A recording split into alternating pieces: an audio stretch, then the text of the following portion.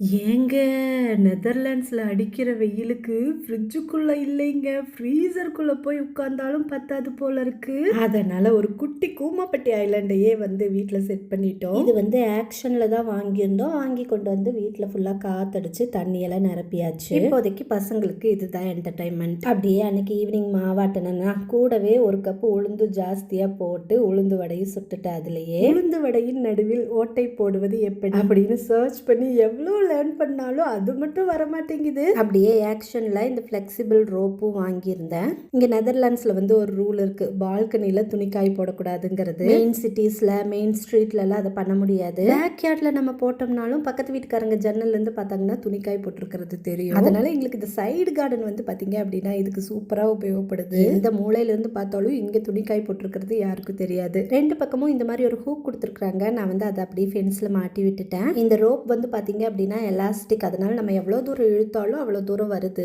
அப்புறம் அதில் வந்து இந்த மாதிரி கிளிப்ஸும் கொடுத்துருக்காங்க. இந்த கிளிப்ஸை வந்து இந்த ரோப்லேருந்து எடுக்க முடியாது. இது வந்து இங்கே கேம்பிங் போகிறவங்களுக்கெல்லாம் இது வந்து ரொம்ப ஹெல்ப்ஃபுல்லாக இருக்கும். குழந்தைகள்லாம் விளையாண்டு முடிச்சதுக்கு அப்புறமா ஸ்விம்மிங் பூலை வந்து இந்த மாதிரி க்ளோஸ் பண்ணி வச்சுட்டோம். இதை மூடி வைக்காட்டி தண்ணி வேஸ்ட்டாக போயிடும், குப்பைகள் விழுந்துரும், கொசு முட்டையிட்டுரும். அதனால மீண்டும் பார்க்கலாம்.